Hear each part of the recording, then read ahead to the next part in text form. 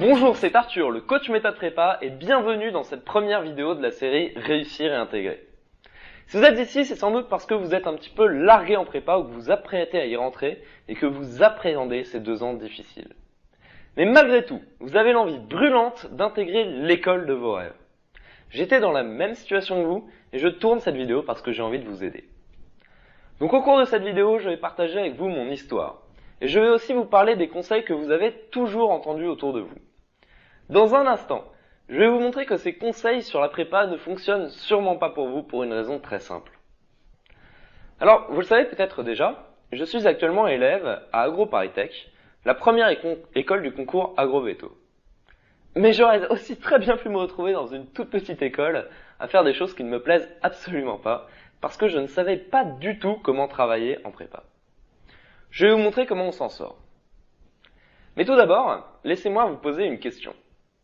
Avez-vous déjà entendu la phrase « L'année prochaine, c'est du sérieux, il va falloir travailler dur ». Lorsque je suis entré en prépa à Janson de Sailly, je n'étais pas spécialement habitué à devoir travailler dur pour me maintenir en tête de classe. Et surtout, j'avais déjà entendu cette phrase sur « l'année prochaine » des dizaines et des dizaines de fois. Environ du CP jusqu'à la fin de lycée, chaque année, on nous répète la même chose, que l'année prochaine sera bien plus dure et qu'il faudra travailler énormément, etc., etc. Et au final, on finit par ne plus prendre ça très au sérieux. Et j'ai trouvé ça très sérieux finalement quand je suis arrivé en prépa. Dès les premiers DS, j'ai pu chuter du niveau tête de classe auquel j'étais habitué à celui de en galère, comme tout le monde. Je me souviendrai toujours de ma première note en DS. Il s'agissait d'un superbe 5,5 sur 20 et c'était la note la plus basse que j'avais jamais eue. Donc rapidement, je me suis retrouvé à devoir travailler le jour pour le lendemain, à prendre de plus en plus de retard.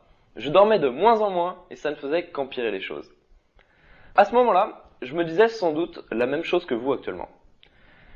Si seulement j'avais une méthode de travail et d'organisation, alors je pourrais enfin sortir la tête de l'eau et travailler plus efficacement pour intégrer l'école de mes rêves. Mais malgré tout, je continuais à avoir des notes convenables, parce que j'arrivais encore à réviser mes DS et mes cols un petit peu à l'arrache le jour pour le lendemain. Donc ces notes me confortaient un petit peu et j'ai fini l'année 23e sur 46. J'avais donc l'impression que ça allait à peu près. Alors qu'en fait, ça n'allait pas du tout. Je n'avais rien retenu de mes cours et je n'avais aucun moyen de me les remettre en tête rapidement. Et donc ce n'est qu'en début de spé, entre le programme de spé à apprendre et celui de sup à réviser, que j'ai finalement commencé à vraiment perdre pied.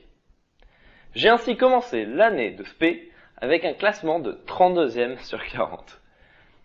C'est donc à ce moment-là que j'ai compris que si jamais je voulais intégrer l'école de mes rêves, il fallait que je change quelque chose. J'ai donc fait un changement radical. Merci d'avoir regardé cet extrait vidéo. Découvrez la suite en vous rendant sur www.méthode-prépa.com et en rentrant votre adresse email dans le formulaire sur la page. Vous recevrez par email la suite de cette vidéo ainsi que d'autres vidéos inédites pour vous aider à travailler avec méthode et à réussir votre prépa. À très vite sur méthode-prépa.com.